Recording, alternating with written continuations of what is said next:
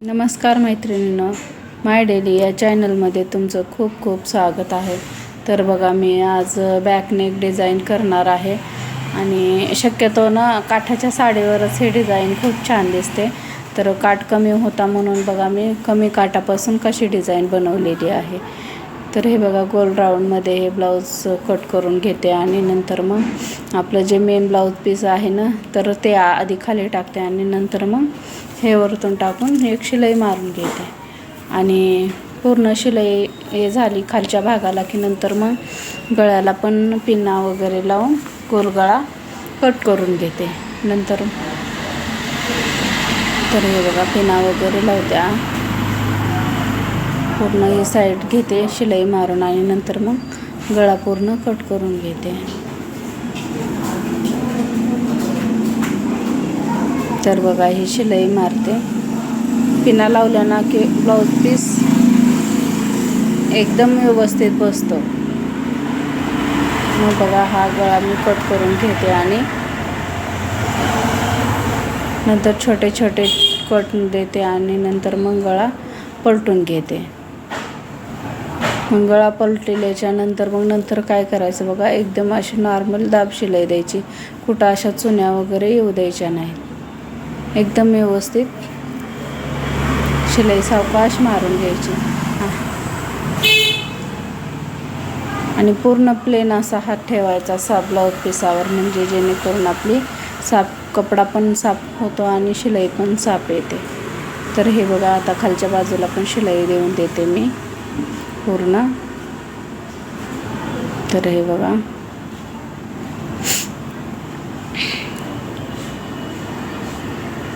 तर बघा हे झाले पूर्ण आपली शिलाई देऊन. आता पूर्ण ब्लाऊज मी स्टिच करून घेते, म्हणजे अस्तर वगैरे पूर्ण पॅक करून घेते.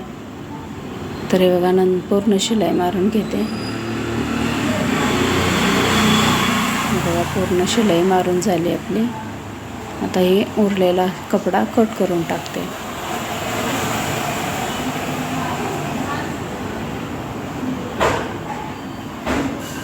तर बघा, आणि पाटीला टक्स टाकून घेते.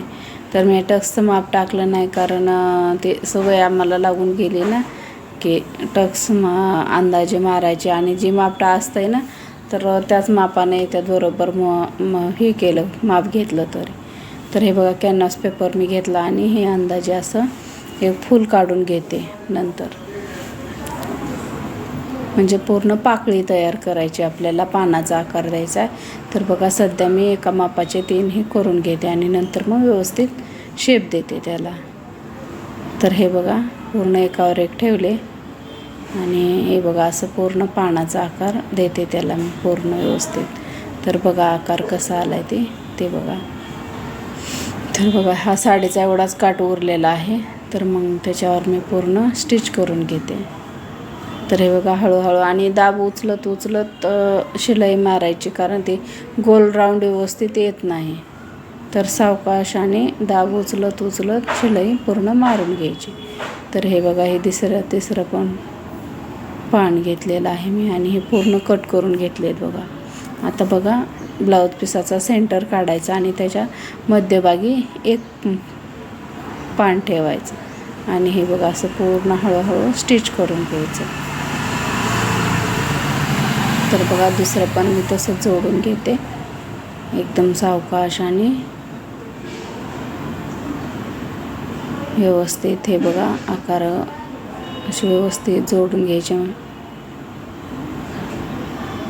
आणि नंतर बघा, आता लेस लावते मी. तर हे बघा, लेस पण एकदम सावकाश आणि जसा गळा आहे ना तशी जर तुम्ही लेस फिरवत लावली ना, तर एकदम व्यवस्थित लेस बसते.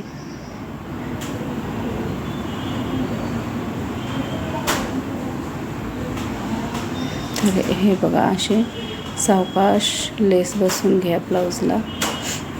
तर बघा, ही अशी बसवायची पूर्ण राऊंड शेपमध्ये. तर बघा, ही आपली लेस मी सावकाश आणि दाब उचलत ते फिरवत लेस बसवत आहे. तर बघा, ही सावकाश एकदम, कारण लेस जरा जाड असल्यामुळं ना ते वळायला जरा वेळ लागत आहे, म्हणजे असं हे होत नाही, कडक लेस आहे. पातळ लेस असली की जागच्या जागेवर तुम्ही जसं त्या लेसला वळण देताल ना तसं त्या लेसला वळण येत आहे. पण ह्या लेसला तसं होत नाही, जरा कडक असल्यामुळं ना थोडंसं सावकाश घ्यावं लागतं.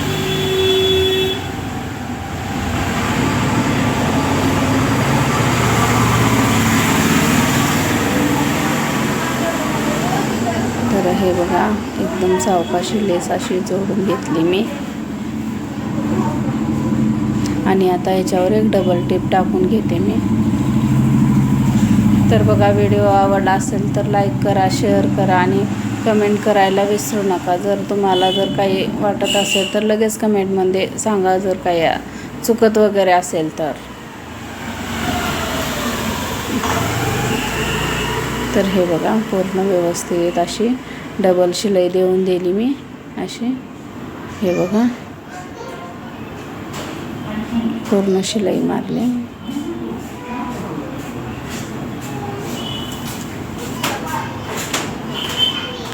आणि हे बघा कमी काठापासून कशी ब्लाऊज डिझाईन झाली आपली. तर